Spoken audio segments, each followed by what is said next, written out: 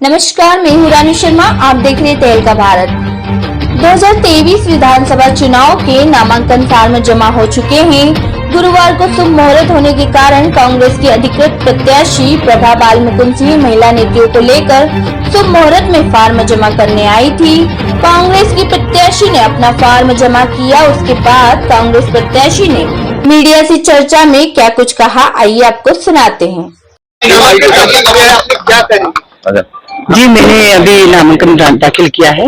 30 तारीख को मुझे कांग्रेस पार्टी से मिलेगा बी फॉर्म, फिर आके धूमधाम से। आज क्या शुभ मुहूर्त का नामांकन? जी, शुभ मुहूर्त का करा है मैंने। चुनाव में किस प्रकार की तैयारियां चल रही है? भाजपा से नीना वर्मा आपके सामने है।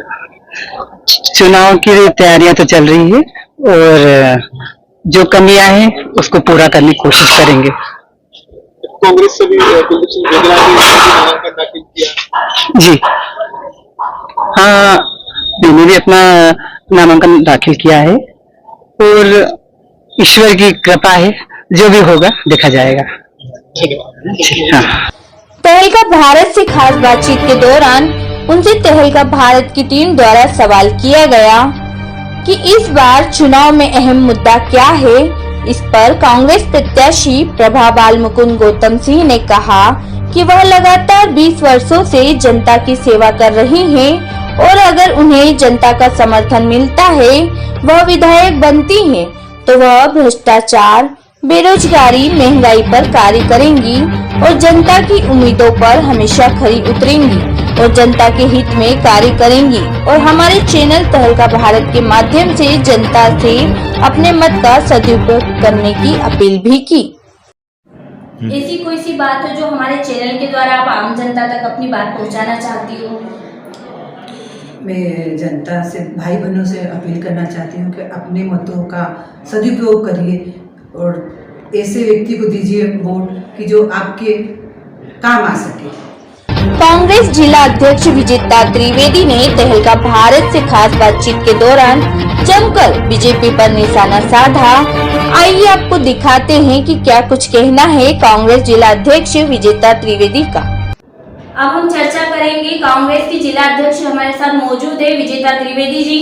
तो ऐसे कौन से मुद्दे हैं जो कि आप कांग्रेस में कार्यकर्ता हैं और जिला अध्यक्ष के पद पर भी है, तो ऐसे कौन से मुद्दे हैं जिस पर आप काम करेंगी और आपने सोचा कि आम जनता के लिए ये विधायक होना चाहिए?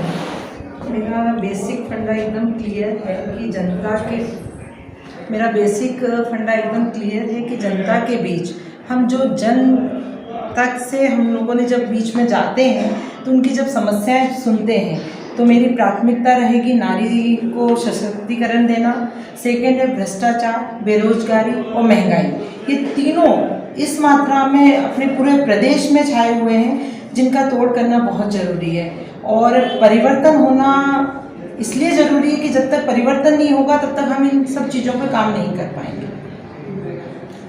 तो मतलब ऐसी क्या कारण रहा कि लगातार आप लोगों की कोशिश है, कई वर्षों से आप काम कर रहे हैं, लेकिन कहीं ना कहीं बीजेपी का एक गढ़ कहला रहा है, 3 बार से लगातार मतलब विधायक नीना वर्मा रह रही है, तो इस बार आपको क्या लगता है कि जनता ने क्या कारण है कि आपको चुनना चाहिए? पहले आपकी इस बात से मैं सहमत नहीं हूँ कि ये बीजेपी का गढ़ है। मैं नहीं कहती हूँ, जनता कहती है ना, आपको जनता को जवाब देना है। मैं इस बात से सहमत नहीं हूँ कि ये बीजेपी का गढ़ है, क्योंकि जहाँ बीजेपी का गढ़ होता है वहाँ जीत का अंतर लाखों में होता है, ना कि एक वोट का या हजारों में 2200, 2300, 5000 का अंतर होता है। तो इसको हम बीजेपी का गढ़ नहीं मानेंगे। कहीं ना कहीं हमारी जो कार्य करने की शैली थी उसमें कमी रही होगी और उसी शैली को हम इस बार कोशिश करेंगे कि वो गलतियाँ हमसे ना हो और हम उसको फाइट करके चुनाव जीतें। मतलब कहीं ना कहीं पहले से काफी ज्यादा सुधार आया है और इस बार पूरी ताकत से आप लोग लड़ेंगे। बिल्कुल बिल्कुल, हम संगठित होकर लड़ेंगे और हमारी जो बेसिक कमियां हमको जो महसूस हुई लास्ट 2 चुनाव में, वो हमारी कोशिश है कि पूरी तरह हम उन पे काम करेंगे और जनता के बीच पहुंचेंगे। जैसे कि आप खुद महिला है तो आपने महिलाओं के लिए कुछ सोचा होगा कि जैसे ये भी एक गृहिणी है और महिला है, अगर विधायक बनती तो आपने कुछ ऐसी विशेष बातें हो जो महिलाओं के लिए आपने सोच के रखी हो? सबसे पहले महिलाओं के ऊपर जो हो रहे अत्याचार हैं उनको हम कंट्रोल करने के लिए एक हेल्पलाइन नंबर चालू करेंगे। जैसे हमारा विधायक बनता है तो महिला कांग्रेस की तरफ से हम एक हेल्पलाइन नंबर चालू करेंगे जिसमें महिलाएं कभी भी हमसे एनी टाइम संपर्क कर सकती हैं, और जिन महिलाओं को कानूनी हम उनको सुविधाएं दे सकें, जिनके ऊपर केस उनके परिवार जो दबाता है और केस चल रहे हैं पर वो आर्थिक कमज़ोर होने के कारण वो केस नहीं लड़ पाती है, तो हम उन्हें अपने तरफ से कानूनी मदद भी करेंगे और जहाँ तक हो पाएगा महिलाओं को सशक्तिकरण के लिए हम कई नीतियों पर काम करेंगे। जैसे कि आपने महिलाओं के बारे में बात करी, तो बीजेपी भी लगातार महिलाओं के लिए काम कर रही है। हाल ही में उन्होंने लाडली बहना योजना चालू की, तो इसे किस नज़र से आप देखते हैं? 18 साल से लाडली बहना योजना कहाँ थी? कोरोना काल में लाडली बहना योजना कहाँ थी? जब माताएं बहनें परेशान हो रही थी, दर दर की ठोकरें खा रही थी, तब लाडली बहनाएं कहाँ थी? क्या ये सब लाडली बहना चुनाव के समय याद आती है? क्या वोट मांगने के लिए लाडली बहना है? क्या 50% जो महिलाओं का वोट आपको चाहिए इसलिए लाडली बहना है? आपने एक अभी घोषणा करी थी कि राखी पे आपको 450 में गैस सिलेंडर मिलेगा, क्या वो लाडली बहना तक पहुंचा? उस तक तो नहीं पहुंचा। किसी भी बहना तक पहुंचा हो तो प्लीज़ मुझे बताइए। तो क्या लगता है आपको, कहीं ना कहीं मतलब लाडली बहनाएं भी नाराज हैं? बिल्कुल, डेफिनेटली। जहाँ तक जो समझदार महिलाएं हैं, जो समझती हैं, सभी लोग जहाँ जहाँ मैं जाती हूँ तो एक ही बात कहते हैं, क्या हम पिछले 20 साल में कोई भी लाडली बहना याद नहीं आई? चुनाव के पहले ही क्यों आ रही थी? और 1500 रुपये या 1000 रुपये देने की हम जो 1500 की बात करते हैं वो हमने चुनाव को वोट के लिए नहीं किया है, हम नारी को सशक्तिकरण के लिए दे रहे हैं कि वो अपने आप में सक्षम हो, अपने लिए रोजगार के अवसर ढूंढ पाए। मतलब आप कहीं ना कहीं एक चुनाव में जो रेवड़ी बांटी जाती है, क्या इस तरीके से उसे लेंगी? बिल्कुल, डेफिनेटली रेवड़ी है, नहीं तो 18 सालों में ये रेवड़ी पहले बढ़ जाती ना। इस बार लग रहा है शिवराज सिंह जी को कि उनकी हालत बहुत बंजर है, तो कहीं ना कहीं वो बहनों को मामा बन के कि अपनी भांजी बना के जो लुभाने की उनकी जो घोषणाएं रहती हैं उसको वो कंटिन्यू कर रहे हैं। जैसे इस बार जो विधानसभा चुनाव में तो कई दिग्गज नेताओं को उतारा गया है, तो इसे किस नज़र से देखती है आप? इसको तो मैं मानती हूँ कि कहीं ना कहीं हम मजबूत हैं, इसलिए आपको आपके बड़े बड़े नेताओं को मैदान में उतारना पड़ा। ये बड़े आश्चर्य की बात है कि हम 12वीं पास करने के बाद 10वीं की क्लास में बैठ जाए, तो नेचुरल है कि आप समझ सकते हैं कि उनकी मानसिक स्थिति इस समय क्या है। और बीजेपी सरकार तो कहती है कि हमारी डबल इंजन सरकार है और मोदी की एक फोटो पे मतलब मोदी को देख के लोग वोट देंगे, तो इसे लेकर आप क्या कहती हैं? अगर मोदी को लेकर ही वोट है तो फिर आपको सांसद और इतने बड़े बड़े मंत्रियों को मैदान में उतारने की आवश्यकता नहीं थी। मोदी के नाम पे आप किसी भी व्यक्ति के गले में फूल का डाल देते और वो उसको जिता के लिया था। तो कहीं ना कहीं ये एक प्रकार से बीजेपी का डर है क्या?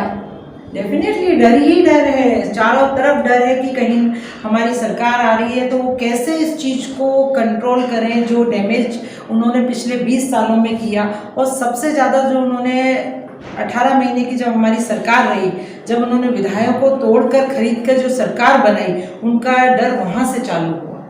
अच्छा, यहीं पे मेरा आपने एक अहम मुद्दे पे चर्चा की है मुझसे, तो यहीं पे मेरा एक सवाल है कि जो पिछली बार हुआ था, अगर मान लीजिए कांग्रेस आती और ऐसा कुछ होता है तो उसे किस नज़र से देखेंगे आप? मुझे लगता है कि इस बार के जो टिकट बीजेपी ने बांटे हैं, उनके जो हमारी पार्टी छोड़कर उधर गए थे, जो मंत्री पद पे थे, उनके टिकट काट दिए गए। अगर किसी भी नेता को अपना भविष्य खत्म करना है तो वो इस तरह की अब कोई घटना में शामिल होगा। जहाँ तक मैं समझती हूँ कि इस बार ऐसा कुछ नहीं करेंगे वो। अगर इस प्रकार की घटनाएं होती है तो क्या मानती है, लोकतंत्र के लिए वो अच्छी बात है, आम जनता के साथ धोखा हुआ है या कहीं ना कहीं फायदा हुआ है? तो फिर चुनाव की जरूरत ही क्या है, लोकतंत्र की हत्या ही है। फिर आप एक काम करिए, जैसे IPL मैच होते हैं उनमें बोली लगती है, आप एक एक विधायक को बोली लगाइए और खरीद के ले जाइए। जी बहुत बहुत धन्यवाद। आपका नाम बता दीजिए। विजेता त्रिवेदी। तो ये हमारे साथ थी कांग्रेस की जिला अध्यक्ष विजेता त्रिवेदी जी, जिन्होंने अहम मुद्दे कांग्रेस के बताए हैं कि भ्रष्टाचार को लेके, बेरोजगारी को लेके और नारी सम्मान को लेके काफी महिलाओं के लिए वो अगर जीतते हैं यहाँ से तो कार्य करेंगे।